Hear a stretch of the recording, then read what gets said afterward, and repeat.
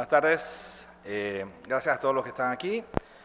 Vamos a continuar con el SLAR Day. Tenemos pues presentadores de lujo, tenemos al doctor Juan Carlos Romero, al doctor José Moreno Bando, al doctor Luis Fuentes y al doctor Rafael Calvo, que nos van a hablar de diferentes patologías, específicamente de rodillas. Vamos a iniciar con el doctor Juan Carlos Romero. Él es egresado de la Universidad de Panamá, fue tercer puesto de la universidad, me dijo que dijera esto, así me dijo. Estudió la especialidad en complejo médico hospitalario, doctor Arnulfo Arias Madrid, hizo su fellow de medicina deportiva en el Instituto Nacional de Rehabilitación en la Ciudad de México y labora actualmente en el Hospital Susana Jones. El doctor Juan Carlos Romero nos va a hablar pues básicamente de epidemiología de la lesión del ligamento cruzado anterior. Con usted, el doctor Romero. Gracias. Buenas tardes. Vamos a tratar de hacer esto no tan tedioso, porque sabemos que la epidemiología no es lo más divertido de la medicina. Que es lo clásico, las lesiones de rodilla son de las más comunes, un tercio de las lesiones de todo el sistema musculoesquelético, y las lesiones del ligamento cruzado anterior está entre las más comunes de aquellas que sacan a un paciente de su práctica deportiva habitual. Lesión de cruzado, se acabó la temporada, lesión de cruzado, pensamos en el próximo torneo, por eso me gusta poner esta imagen, te pierdes un torneo importante entero.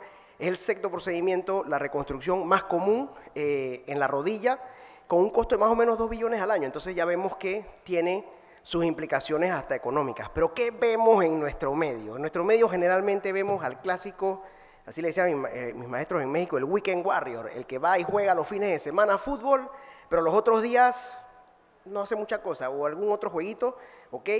Pero hoy en día también tenemos muchas ligas, campeonatos, amateur todos, pero sumamente organizados, y tenemos ahora más competición de las damas en todos estos deportes. Entonces, toda esta epidemiología que conocemos del cruzado anterior debe ir o está en aumento. No tenemos, como quien dice, no existen tantos datos, los datos de epidemiología se van quedando un poquito atrasados, ¿ok? Pero vemos que hay epidemiología hasta en el mecanismo de lesión. Entonces, para el diagnóstico, como todos sabemos, básico, 80% del diagnóstico de la lesión del ligamento cruzado anterior es clínico. El paciente generalmente en la forma en que se lesiona te dice, me rompí el ligamento cruzado, ¿ok? Entonces, siempre un trauma indirecto, ¿ok? Pero vemos que no es 100% y vemos en las distintas fases de la lesión qué porcentaje va dándose en las distintas historias clínicas de los pacientes. Entonces, ¿qué hay con las damas? Ya vimos anteriormente que las damas tienen características especiales con respecto y distintas a nosotros los hombres. Las damas siempre son mejores, ¿ok? Pero hay mayor riesgo en lesión en damas en la mayoría de las prácticas deportivas, en casi todas las revisiones, ¿ok? Entonces vemos este tipo de cosas, vemos este tipo de lesiones en la cual pues, las mujeres juegan con bastante intensidad, y esto no es profesional, esto es amateur, solo que a un nivel semiprofesional. Entonces hay que ver todos esos distintos factores de riesgo que vimos en las charlas anteriores.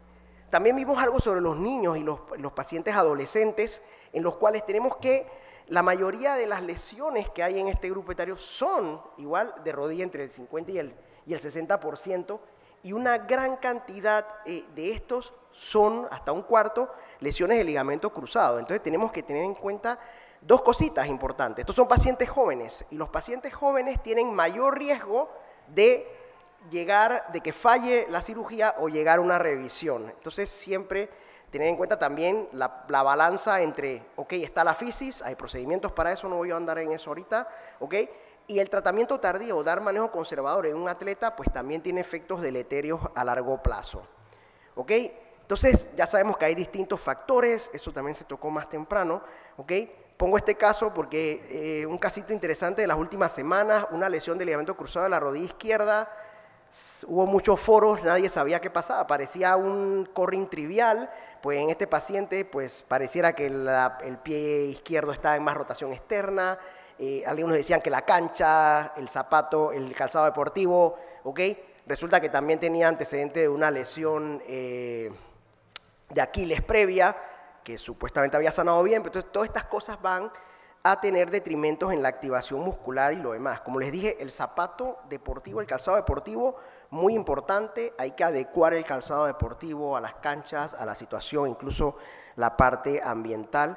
Como hablamos, se habló esta mañana que las mujeres son sobre todo mujeres distintas, la anatomía es distinta, tiene que ver con el varo de la cadera, el valgo en la rodilla, ángulo Q, todas estas cosas van a tener un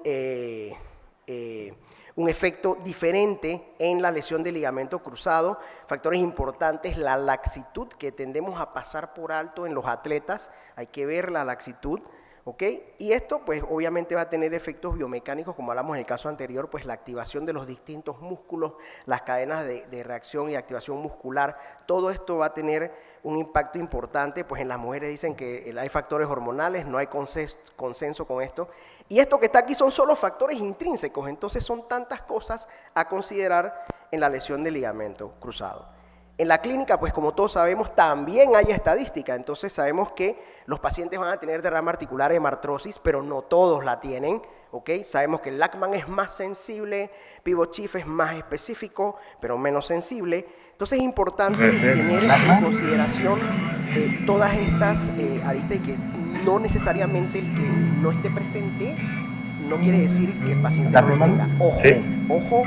Hay que creerle siempre al paciente. El paciente con una rotura de ligamento cruzado anterior te dice, doctor, la rodilla me falla, doctor, la rodilla se me va, ¿ok?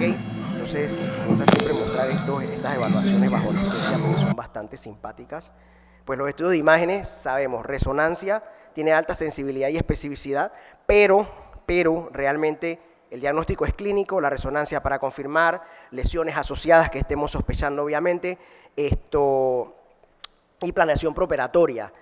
Algunos hablan del ultrasonido, hubo una charla previa sobre ultrasonido, sería interesante, hace varios años atrás se hablaba de que el ultrasonido eventualmente se transformaría en el estetoscopio del ortopedista, ¿ok? Entonces, obviamente las lesiones asociadas, ya sea agudo, crónico, de menisco medial o lateral, menisco en pacientes jóvenes hay que salvarlo a toda costa, como salvando a Soldado Ryan, no importa lo que pase, obviamente hay características de cada lesión, eso es tema de otra charla, pero a tratar siempre de hacerlo, y hay que hablar con el paciente con una lesión asociada de menisco.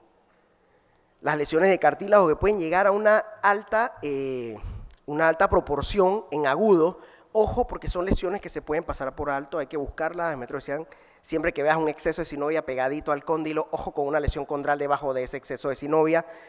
Importante en el paciente que a pesar de que se le hizo reconstrucción, lo demás, ver las lesiones asociadas. Esta es una paciente con edemas que no tienden a mejorar. Estos cambios neuromusculares realmente nos gusta ponerlo porque los pacientes te preguntan, doctor, ¿yo puedo vivir sin un ligamento cruzado anterior? Y la respuesta es sí. Lo que no puedes ir a hacer deporte con un ligamento cruzado anterior roto, ¿ok? Ni actividad de pivote ni de cambios de dirección.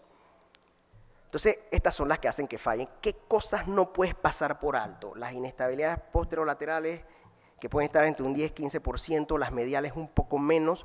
Ojo con los genuvaros y los pacientes con algo de varo por la alineación. Y la lesión meniscal, como vimos en los porcentajes anteriores, pensar mucho en la raíz meniscal, pensar mucho en las lesiones de rampa. Recién pues que tuvimos en un entrenamiento con el mismo doctor Laprat, que es mejor recibir la información que de él. Entonces uno queda con la sensación de siempre buscarlo, ya sea hacer un portal posteromedial o incluso hasta ver a través de donde está el mismo espacio de la pared vacía del cruzado anterior, ¿ok? La famosa de esas visiones de Kilgreaves, si la memoria no me falla, para buscar la parte posterior, sobre todo de la raíz meniscal posterior y del cóndilo y del cuerno posterior del menisco medial, sobre todo.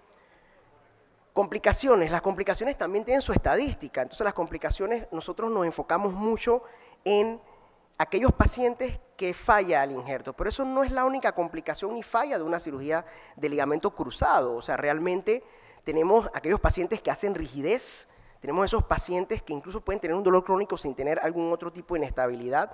Como dije anteriormente, vigilar siempre las lesiones asociadas, eso siempre es importante. Entonces, yo al final pienso que uno tiende a minimizar a veces las fallas en la cirugía del ligamento cruzado anterior, solo enfocado en aquellas en las que falló, como quien dice, por decir, el injerto o el implante. Entonces, muy importante en aquellos pacientes en edad temprana, muy importante en aquellos pacientes, también se habló de eso más temprano, pacientes tienen que terminar su rehabilitación y eso es sumamente importante. Vamos a tener lisis de los túneles, obviamente lo más fácil que hay para uno en una revisión de cruzado es que esté muy vertical, muy anterior, ¿ok? Pero todas estas complicaciones realmente tienen distintos puntos, ya sea al momento incluso del diagnóstico, podemos tener complicaciones al momento de la toma de los injertos, podemos tener complicaciones, como sabemos, al momento de ponerlas, y las complicaciones ya posteriores, que es lo que sabemos siempre, infección y lo demás, que son más bajos. Pongo estas imágenes para traer un poquito de controversia, la famosa imagen esa entre si lo hago transtibial o anatómico, dónde queda la inserción real, no pasar por alto las lesiones asociadas. Importante, ahora que tenemos esta epidemia, llamémosle, de lesiones de ligamento cruzado y sobre todo en el paciente no profesional, porque el profesional tenemos sobre todo la presión, entrenadores, padres si son adolescentes, los medios de comunicación, los equipos, etcétera, pero realmente el paciente no profesional también tiene otro tipo de presión. ¿Y esa presión cuál es? Las falsas expectativas que puedan tener. Entonces uno tiene que hablar con su paciente, hablar de expectativas reales y ponerle metas en la rehabilitación. Paciente que no complete una rehabilitación es un paciente que está destinado a que su procedimiento falle y no me refiero necesariamente a falla del implante. Entonces, esto es un trabajo de equipo. Aquí tienen que estar paciente, terapeutas, entrenadores, psicólogos y el médico. El paciente tiene que ser parte de su rehabilitación, tiene que tener unas expectativas reales, ¿ok? Y debe completar su rehabilitación postoperatoria. Muchas gracias.